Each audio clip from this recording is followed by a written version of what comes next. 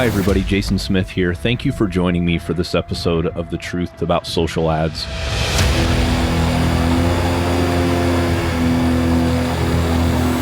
I'm an agency owner specializing in Facebook and Instagram ads, and I have dedicated my professional life to helping you learn what others won't tell you about Facebook ads.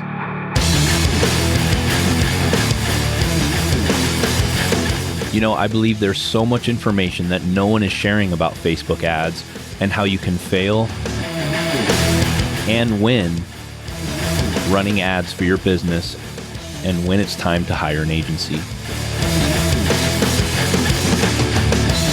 That's why I'm here bringing ideas and information that can help you run successful Facebook and Instagram ads.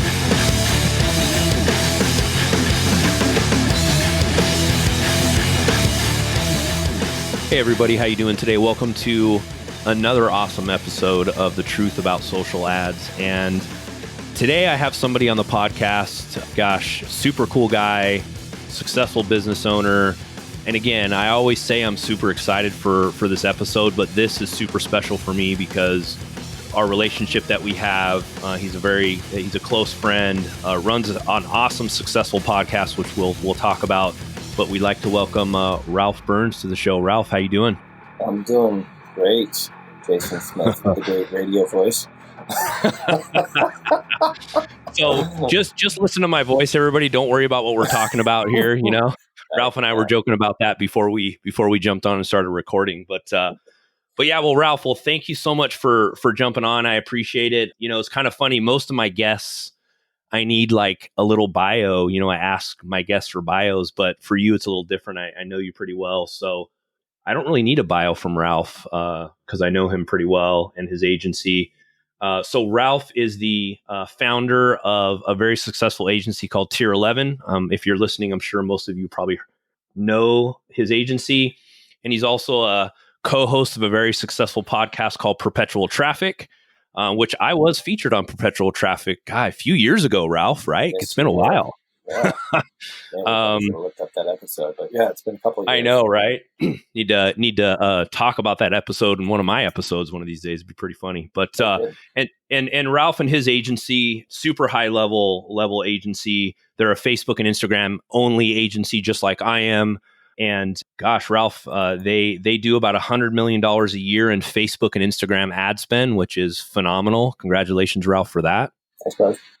Yeah, and super excited to have you on. Thanks again for coming on. And today what I want to talk about is really just tell the audience like how you and I got to know each other. I talked in my first episode a lot about you, so you'll have to go listen to my first episode. But my first episode, I talked a lot about how you and I met, how I went to the certification program where it was a tight-knit group of people, how I found you guys. It was like a fluke deal, how I found you. I just was searching and you know, I filled out the application and got a call from somebody. And then next thing you know, I'm flying to Austin, walking into a room of a bunch of professionals. And I felt like a fish out of water for sure. I don't know if you remember that, Ralph, but I do. Yeah, it was like, and of course I'm the only one, you know, I walk in and no name tag for me. And I'm like, okay, I'm definitely in the wrong room here, you know? And Ralph, I remember you're like, yeah, I don't know if the printer broke or what, but sorry, dude, you know, just find a spot somewhere. And, you know, I was intimidated because, you know, we got a lot of pretty successful people in the room and including you guys. And, gosh, that's how this whole thing got started, was me kind of taking a chance, diving in with both feet and going to the certification that you put on. So I guess, Ralph, just tell a little about yourself real quick. Most of the people that listen to this podcast probably already know you, but tell us a little about yourself, what you're doing these days, how the agency's doing, and we'll start from there. Yeah, I remember when you came into that certification, actually, because I think I was the one who said, sorry, man, the biker convention is down the hall. Yeah, right.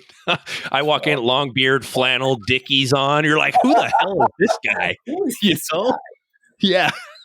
No, but I love the fact that you went and you took that chance and you were uncomfortable.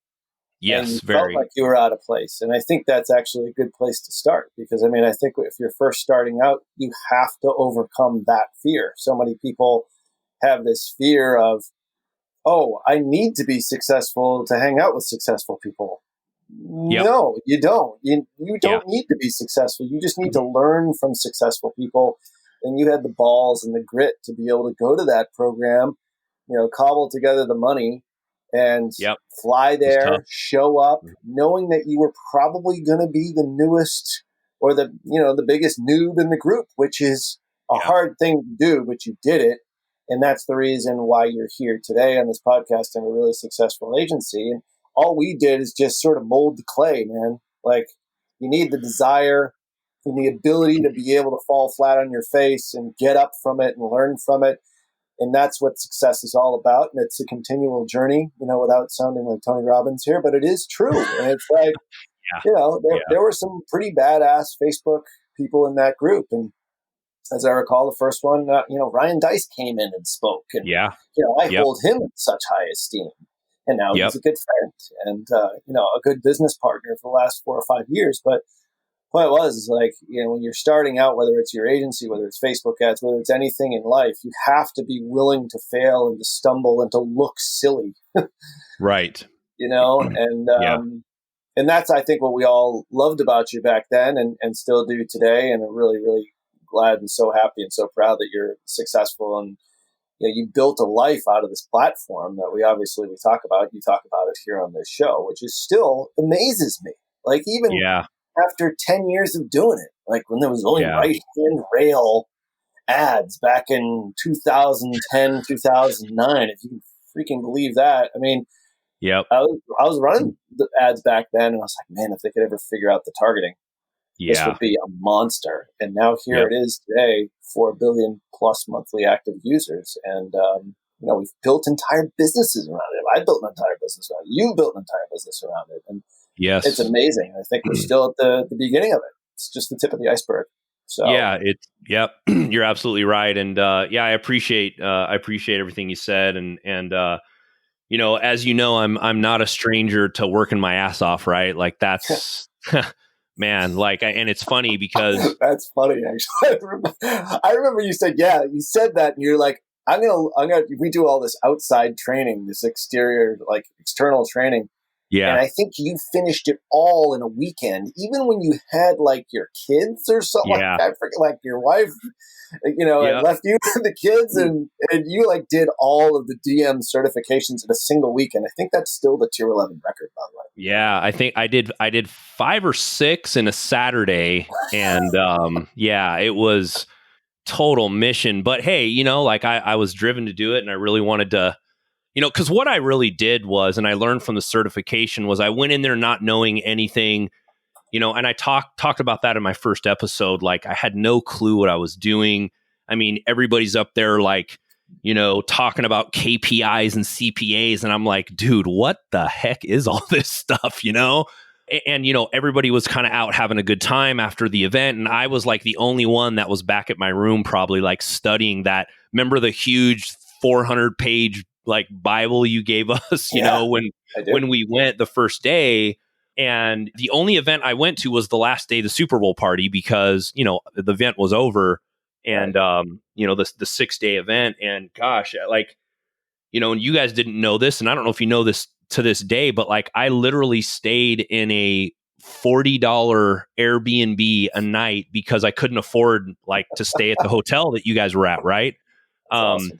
And it's funny, I'll never forget this too. The owner of the Airbnb was like, man, like, you come home later than me. You're there. I see you. You're studying this big old book, and then you get up earlier than me, and I see you leave. And it's like this. It's been like this for like the past 4 days. And I'm like, well, I just want to, really want to learn this stuff, So, and that's kind of what I did. Was I just, I just put my head down, and at the time I was just tired of the police department, and I just didn't want to live that lifestyle anymore, of just working 12-hour shifts. And, as I've been in a bunch of violent situations that, kind of wears on your psyche and mentally and at home. And, work in the worst neighborhoods in Los Angeles. It wears on you. I was just tired of it, Yeah. And after the second day in the training and the certification, I knew. I was like, okay, this is it. Like, I got to make this work.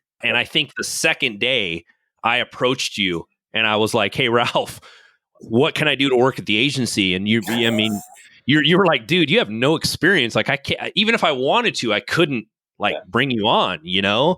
And I'll never forget you telling me, go out after the certification, get a few clients, get some experience, circle back with me. We'll chat and we'll see what we can do and maybe get you, working here at the agency. And that's exactly what I did, right? I left the certification, gosh, just like work until 3 or 4 in the morning every night. And again, but also what I want to say though is, you guys gave me the framework and the ability to be able to do that, right? Like, it was a super high level training. Any plans on doing another one, by the way? Out of curiosity? Live? No. Yeah, but we do have the agency accelerator, which a little bit of something. Yes, I'm actually in that program now. We'll talk about that a little bit later in the podcast, because at the end of the podcast, I want to touch on that and how awesome it is. But Sure. I was just curious, that's all. But yeah, but you guys gave me the high level training, and really all I had to do was implement the training. And you know how it is out there in today's world. There's a lot of bullcrap training out there, right? Like, Sure. There's a lot of training you can't just take and implement. You guys were a little different. And that's what I loved about the certification at that point, was it was something that I could physically take, and you gave us all the tools we needed. All I needed to do was just work, right? Yeah. And that's exactly what I did. And, I talked to Deacon about this, who Deacon is the VP of operations at Tier 11. He's the one that kind of gave me my first 2 clients. And I don't even know if you know that, Ralph, but I do know that. Yeah, he gave me my first couple clients, and I ran from there, and it kind of took off from there. But gosh, I just, I think back, and really the whole point of this podcast today is to tell the audience that you really can go from not knowing anything about Facebook ads or about an agency, as long as you have good people behind you like Ralph and Tier 11 and everybody in your organization, Ralph, that's helped me out.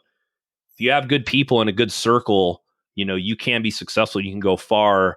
And it's not just that. It's also about maintaining those good relationships. And, I remember coming to you, Ralph, and asking you, hey, I'm back. I have a bunch of experience now. Well, I wouldn't say a bunch, but I have some experience running Facebook ads at the time. And I came back and circled back, and you ended up giving me a shot, right? And that's kind of half the battle there too, right? Is seeing something in somebody and giving them a shot to come on. So talk a little bit about why you even gave me the chance to come work for Tier 11 in the first place. Like what, or I don't even know. It's been a few years, so I don't know if you remember exactly what you were thinking, but tell us a little bit about that. Well, I think the thing is, there's a lot of people that go out there and learn stuff, pay money for courses. And the internet marketing is just notorious for this. It's like there's professional people who actually just go to courses and learn stuff, but never actually apply it. Yep. So, and when we formulated that certification program with my former partner, our whole thing was everyone needs to be able to come out of here just guns a-blazing and to be able to implement everything that we're going to teach here. Otherwise, it's not worth it, because we weren't doing it for the money. I actually didn't make any money off that. Oh, no, yeah. And I remember that very well. Yeah, which is fine, which is the reason why live programs are really hard to kind of pull off. But, for 2 of the programs, we knew that we did something really spectacular. And Yep. It was at that point in time where I said, well, if I could ever sort of replicate this in the virtual world, I wanted to do it because it was so gratifying. But the point is that it was set up for people who are action takers. And you were one of those guys who was an action taker. And I think that's the thing that I respected, is that, you don't have to come from an Ivy League school. You don't have to have perfect grades. You don't even have to go to college. What I really admire in people is work ethic and grit. Yep. Grit is a great book, by the way. Angela Duckworth. It's a really good book, but it's basically it's digging down deep inside to overcome a lot of the frustrations and a lot of the failures that you're going to have, which we talked about sort of in the earlier part of the show. But the point is that that's really how you become successful is you just continuously pick yourself up, pivot a little bit, move on, figure out what you're really good at, what you really love doing, and work like hell to be the best in the world at it. And Yep. that's what I saw in you at that point in time. And you were still sort of you weren't a cut diamond quite yet. You were still a little bit, still a little bit rough, but that was fine. And I think we actually hired you I was like, I don't know where. This is sort of a tier 11 thing for us. It's like when we find really good people, we say, well, I don't really know where I can fit them in, but I do want them on this bus. I just don't know necessarily what seat on the bus to put them in. And that's sort of a, Good to Great by Jim Collins kind of thing. But it's a really good analogy because we didn't really have a seat on the bus, but I did say, hey, this guy knows a lot. He's in this e-commerce niche. And I don't think we've really done a whole lot with product catalog, which at that point I said, that is like a thing of the future. And it's still a thing of the future. And now with Facebook coming out with, Facebook shops and Instagram shops, like it's a big deal. But you were the guy that actually implemented DPAs and catalogs inside tier 11. And I knew that was something that we were missing. And, it was like just uploading catalogs and doing product sets. It was kind of rudimentary at that point, and you can get really complex with it if you've got lots of SKUs. But the point is, it's like you knew how to do something that we weren't really that great with. I was like, all right, that's where we can plug them in, because I admired the grit and the work ethic, and I knew you were picking yourself up by the bootstraps, and you were desperate to escape like your previous life, which I really identified with, and that's part of my story as well. The reason why I worked my ass off and got 4 hours of sleep for 10 years in a row probably took a few years off my life at the end of the day. Because I was so freaking miserable doing what I was doing. And you were too. And I was like, I like that in this guy. And he's not like feeling sorry for himself, like, oh, woe is me, I've got a bad job, and will somebody do this for me? No, you dug in and just got it done, and we're an implementer. And that's what that program was all about. And I think that's why it's such a great success story. So that's how we started working together. And you sort of worked your way up inside tier 11. And oftentimes this does happen, is that people sort of reach the point where, hey, if you don't want to work here anymore, or you want to go and work somewhere else, go do that. And that's kind of why we kind of parted ways. And we ended up becoming partners in the fact that we refer business to you that maybe isn't such a great fit for tier 11, and it's a better fit for you. So it's really worked out well in the end for everyone. Yeah, absolutely. Well, I appreciate that. And you're right. I was just tired and I didn't know what to do. And it's like when you see that door open, I didn't want to wonder what it was going to be like if I didn't go through that door, right? Yeah. Go to the certification and really dive in deep there. And I was I came on and you kind of just like invented a job description for me at tier 11, and I was the DPA guy. Like that's what I was known as. Like everybody knew at the agency, like, hey, if we want to start doing DPAs for some of the e-com clients, let Jason go in. He's going to write the copy. He's going to do it. And I'll never forget. It was funny. I think we're at TNC as a team, when I was still working for tier 11, and you put up one of my DPAs because you were talking about the dynamic ads process in one of your presentations at TNC, and one of mine, and I was like, dude, that's my DPA right there. I was so excited, I'm like there's like thousands of people in the room. I'm like, dude, this is awesome, Was it the furry freshness one? Yeah, exactly. And I'm like, dude, that's presentation. I'm like taking pictures like a little girl in there, like, oh my gosh, this is awesome, so, but that was a part of the process. And with success also comes failures, right? Like, and I want to talk about my failures in tier 11 because there was one major one that I did. And I want to talk about that for a second, because that's what this podcast is about telling the good, bad, and the ugly about stuff. And, I'll never forget, it was I think this was like my second client, with tier 11, and I was all excited and pumped up to do some more work and stuff. And Ralph was like, okay, it looks like you've shown us that, you kind of, know what you're doing. So let's give you another client. Yep. And this was I was doing everything myself, which was awesome, big responsibility. And, it was we were doing lead generation for that particular client. And I'll never forget, like a couple hours later, I had messaged you guys on Slack and I'm like, dude, we got like 70 leads already, and Ralph, clutch. and it was awesome because you even said, you were like, and I don't remember the exact words, but it was like, let's wait a second, Jason. My high school professor or my college professor told me, what was it? Like, I can't remember. Do you remember what you said to me? One warm day in March does not make a spring, Mr. Burns. Exactly. There we go, right? Yeah. Oh my gosh. That was, and I remember you saying that, and I'm like, maybe I should like look into this a little bit more. maybe I should check the tracking. Yeah, exactly. Yeah. So, but then you're the one that caught it because I think you said you went in there, or you went into the ad, clicked on the link in the ad, and it took you to the thank you page of the lead generation process. So what I did, for those of you who are listening and know a little about Facebook ads, I created the ad. It was a good ad. I thought it was awesome, right? Yeah. But I put in the wrong link. So what I did was I put in the wrong link.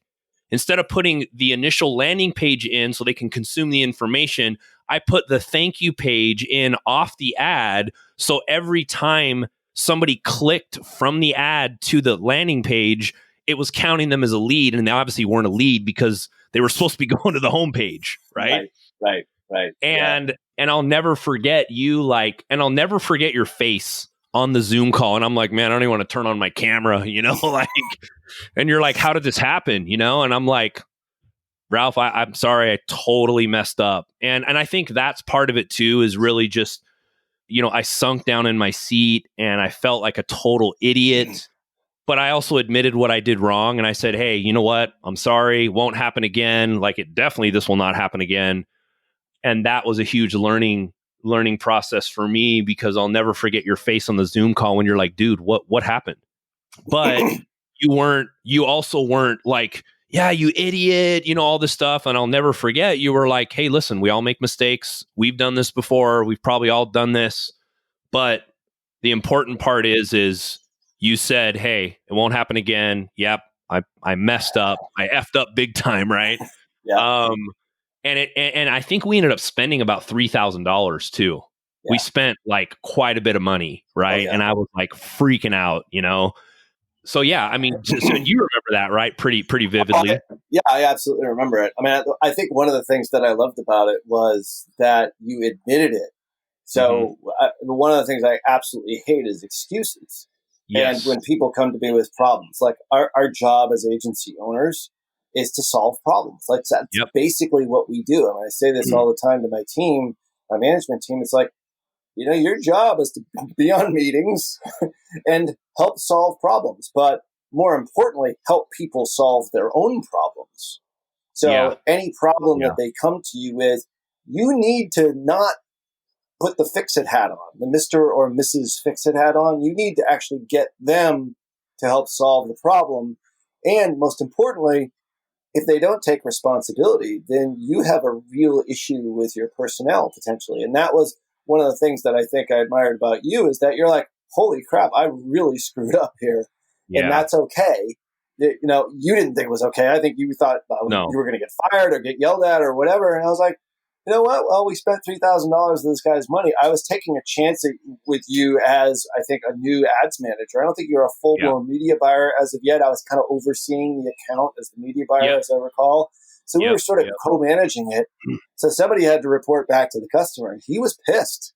Yeah, he ended up leaving us not too far after, which, from my perspective, that is a hard learning experience, because obviously now he has an impression of, I don't think we were even branded as Tier 11 at that point in time. We were just like the agency. But the point is like he has a bitter taste in his mouth because of it. But like everybody fails. Like everybody has problems. And I think he had an issue with the fact that there is a lot of failure in Facebook ads. And I tell this to my team all the time. It's like, the highest batting average in the major leagues lifetime was Ty Cobb, and I forget what it was. It was like 363 or something like that. So that still means that he's getting out he's not getting on base at least 6 times out of 10. That's a whole lot of failure. If you're only getting 60%, you basically have a D in like regular school. The point is, in Facebook ads, that's like unheard of. Your Hall of Fame, as is Ty Cobb in the Hall of Fame. So the point is that you're going to fail a lot. And if you do, you just keep with it and just keep going and admit your mistakes and learn from them. We need to mitigate like the downside risk for the customers. And at the end of the day, I mean, we are spending a lot of money. Like we spend, as we've probably sat here on this, 25-minute call so far, we probably spent $10,000 in the agency. I'm not spending it. It's my media buyers who are spending it. So the point is like, we owe our customers, the fiduciary responsibility to take care of their ad spend, but mistakes will happen along the way.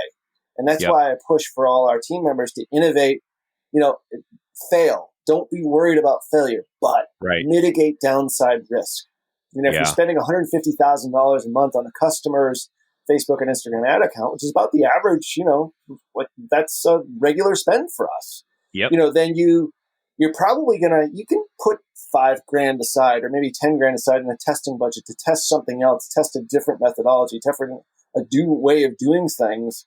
So you're innovating at the same time, but you need to mitigate the downside risk for the customer, which means you need to watch it.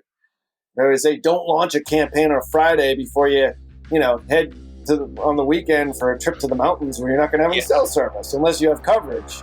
So, but anyway, so we made that mistake, but we overcame it. And the point is that, that customer had a very hard time of understanding that Facebook ads isn't an ATM. It's not like you just put in your cash card and you just get money out of it. You're there to acquire customers and then sell them over and over and over again.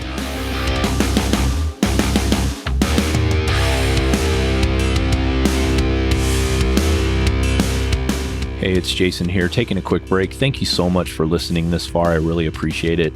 I've put together a great resource for you that can help you understand how to set up full funnel campaigns complete with audiences and what audiences to exclude at every step of the way. This could help you figure out which ads to set up, what audiences to use, and how much budget you should allocate to each campaign.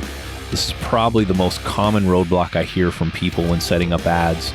You can go to truthaboutsocialads.com to download your copy. Hope you enjoy it.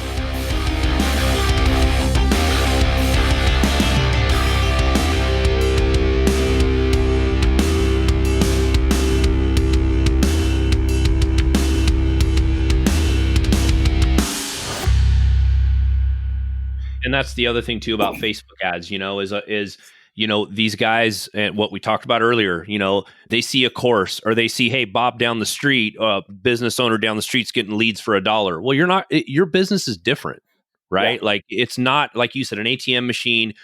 Every business is different. Every business's KPIs are different. You're not going to get $1 leads like the dude on the course is telling you you're going to get probably. And then they get all pissed and then gives, agency owners like us sometimes a harder time to bring them on as clients because the trust isn't there, and you kind of have to weed your way through. But the other thing I want to touch on too, which this didn't occur to me until after I made that mistake, was the fact that tier 11 lost a client, right? Because of something that I did. Right. And at the time when you're in the ad account, when you're doing stuff, you're like, okay, things are going good. You make a mistake, it ripples a lot further than just you working in the ad account. Right. And that's was a tough lesson learned for me, because I remember you coming back and saying, yeah, he's probably going to leave. And I'm like, oh man, that just made it even worse for me. But again, that taught me too, that there is much more than just an account manager running the account.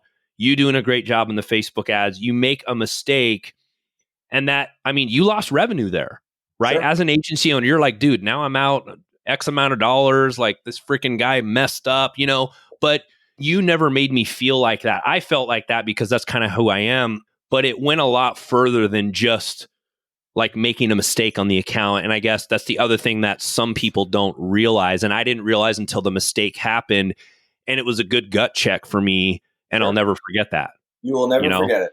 And I Never. think we actually said that when we had our call. Like, Yes. all right, you made this mistake. You'll never do it ever again. Yep. But the flip side to that too is that even though I'm pointing out your mistake, it was actually my mistake. Because when things go wrong, I always look in the mirror. When things go right, I look out the window. Meaning, I give credit to other people as much as I possibly can. That's just my management style. Like when things are going really, really well, like, yeah, you screwed up for sure. But on the flip side, I didn't check the ads.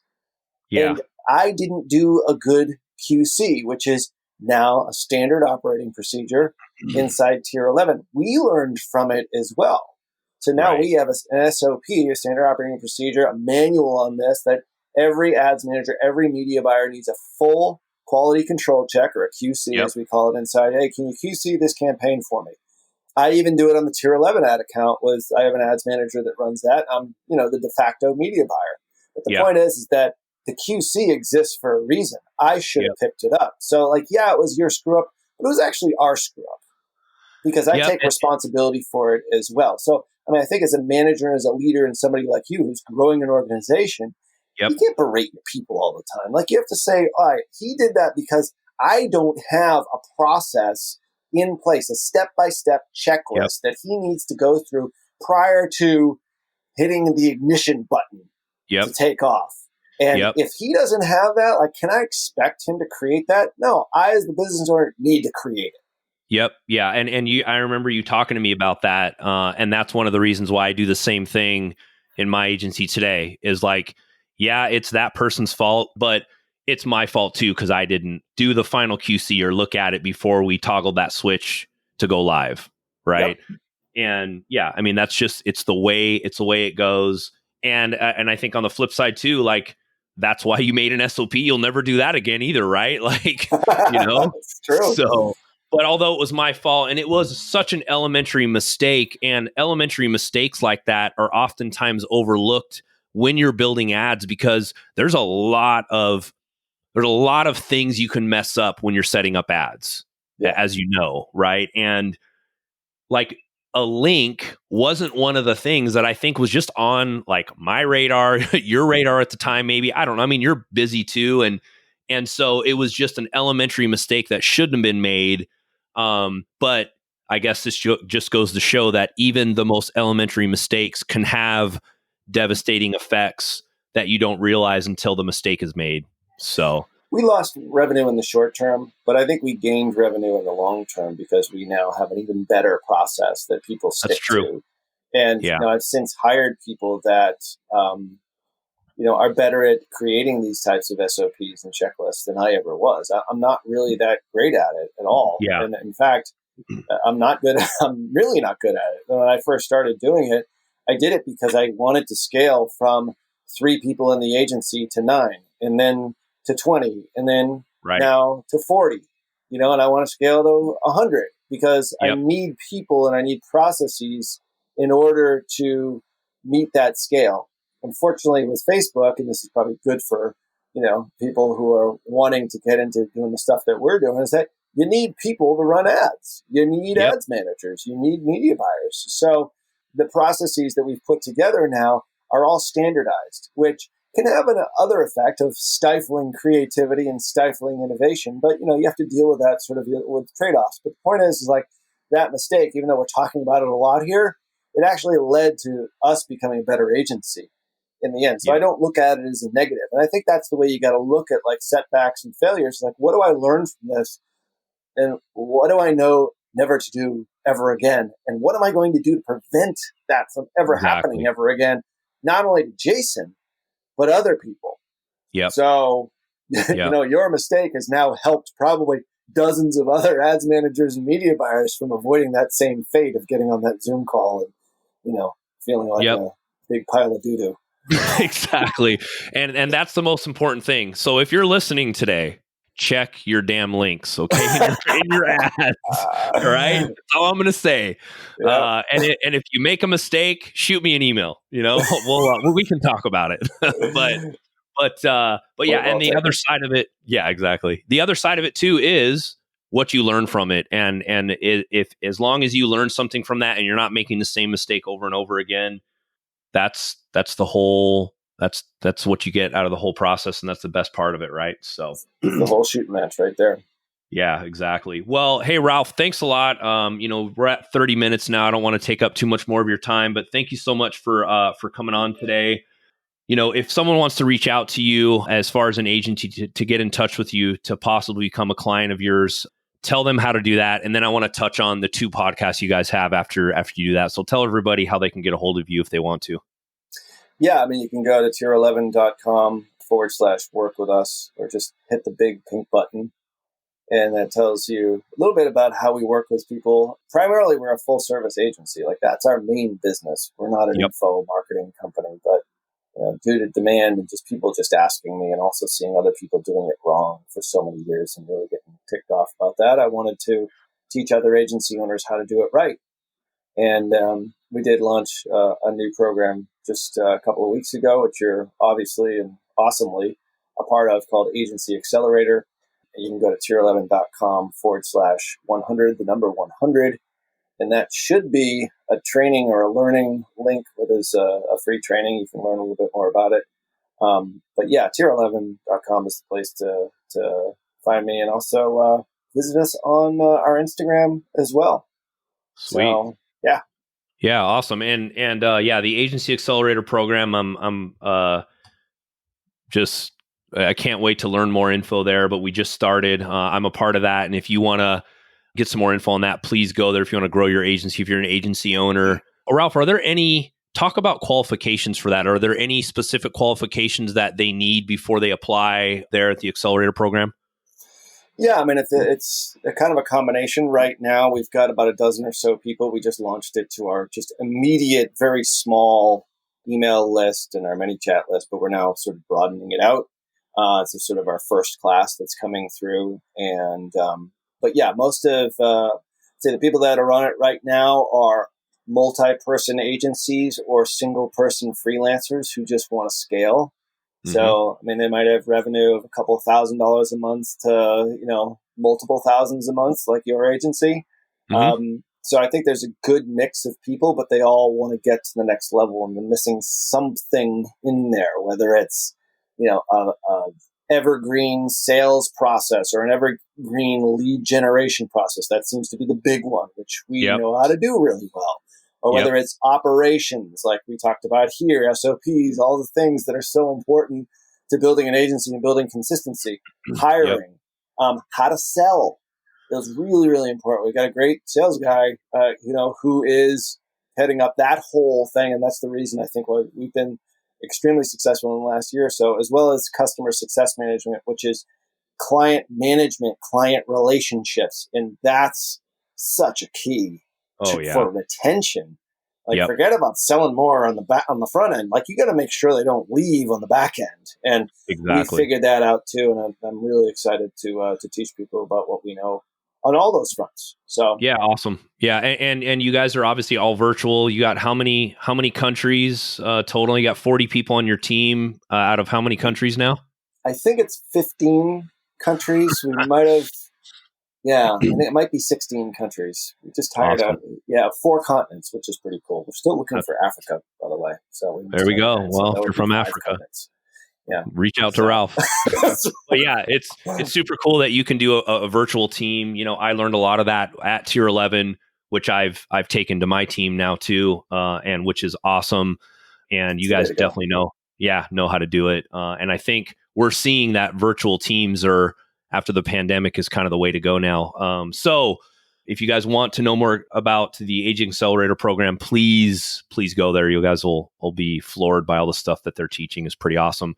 And talk about, actually, what I want to do is talk about the virtual podcast first instead of Perpetual Traffic, if you don't mind. Like, tell everybody a little bit about the new podcast you guys just launched about virtual teams and all the tools that you guys talk about. And then we'll talk about Perpetual Traffic.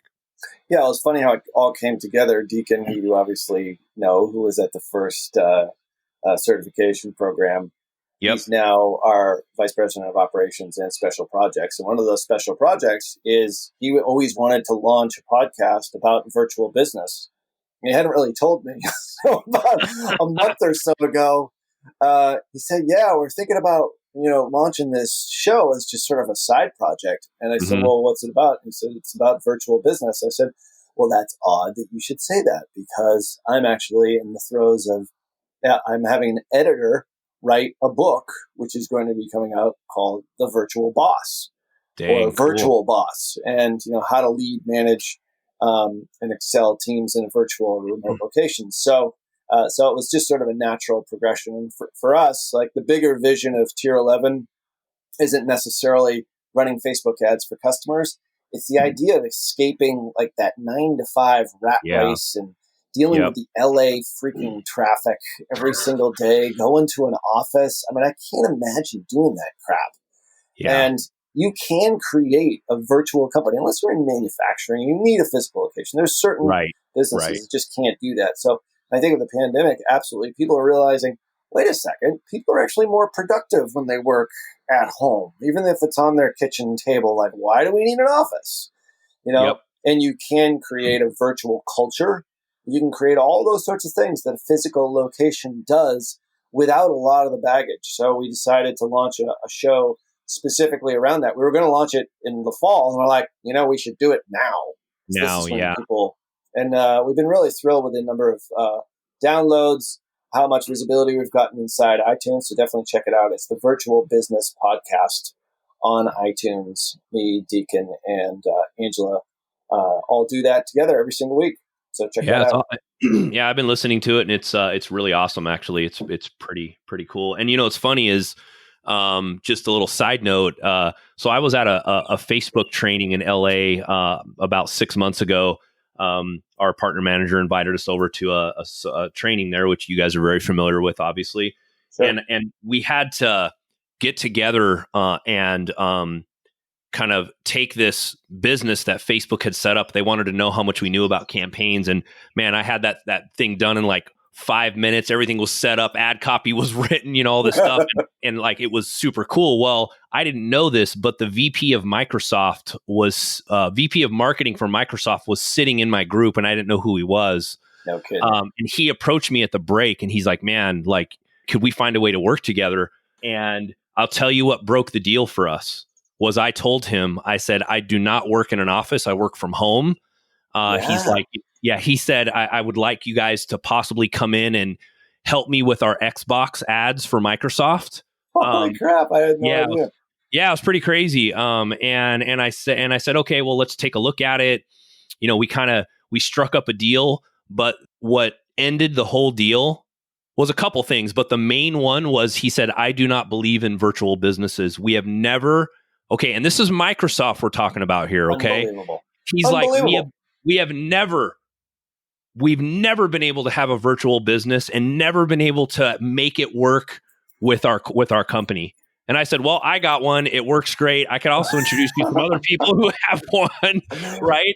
And he was floored. And it was funny. Every time we got together for a meeting, he wanted to know like all these things about how we're keeping tabs. And I'm like, man, it's not about keeping tabs. Like, Facebook is a results-based like platform. I'm going to know if my guys are not in there doing their job, right? Like, you're going to know, Totally. So it was just amazing to me that even a company like Microsoft just didn't have it down, right? Well, like I think you should go back and pitch them again, because they came out with Microsoft Teams, which is like the Zoom equivalent, just a couple of weeks ago. Yeah, I know. Maybe they come around. Yeah, right. Well, this was well before the pandemic and stuff, Right, and right. There was a couple other things that I, it was just, it would have been a headache for us to take on as an agency, but and it just didn't work out. I mean, working with a big company like that, I mean, we just weren't ready for it. Bottom Sometimes line, they're not all correct. Well, that it's cracked up to be. Yeah. So anyway, exactly. And so go to the virtual podcast there that they have, which is super cool. I've been listening to it for a while. All right. And then on to the cream of the crop here, the Perpetual Traffic podcast. Go ahead and talk about that. I'm sure most listeners already listened to it, but I mean, that's the one that's been going strong for almost 5 years now. I got to check on it, but we're on 200, almost 260 episodes, I think. Cool. So it comes out every Tuesday, and I do that with Digital Marketer our friends over at Digital Marketer. And it's all about Facebook and Instagram ads primarily, but also we're talking a lot about other ways in which to get traffic to your website, which obviously is the name of the show. But, we've got a lot of new guests that are coming on this year, but we'll also keep really loyal to the core, because I think there's a lot of loyal listeners out there that are there for the what I think is the best advertising platform on the planet, which is Facebook and Instagram ads. Because 4 billion monthly active users don't lie, Jason. That's a lot of people. That's like 1/5 of the planet or something crazy like that. So so that's what it's all about. Definitely check it out. Perpetual Traffic podcast, which is on iTunes, or you can go over to digitalmarketer.com/podcast. Sweet. Well, I've been listening to that podcast for many years now, and it's one of the staples in my business too. So, and we appreciate all the content that you have on there. It's awesome. So thank you for that. You bet, buddy. But yeah, well, Ralph, thank you so much for being on today. I know I kind of went off on a little tangent there at the end, but yeah, thank you so much. I appreciate you taking the time out. I know you're a busy man. So happy to be on, and really excited that you had me on the show. This is going to be great, and keep listening out there. Awesome, Jason, you're doing a great job, man. Keep knocking it out of the park, buddy. Thank you. Appreciate it. All right, everyone. Well, thank you so much for listening today. And for Ralph and me, thank you so much. And we'll see you later.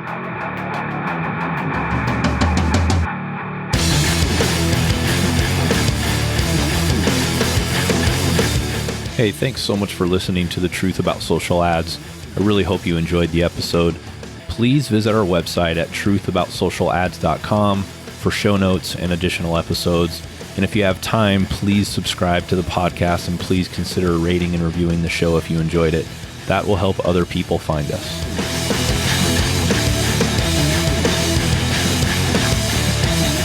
By the way, I would love to hear from you. Please send me an email at jason@spotlightsocialllc.com with your feedback, questions, or a topic you'd like me to talk about on the show. If you send me a question, maybe I'll read it on the show. See you later. Bye.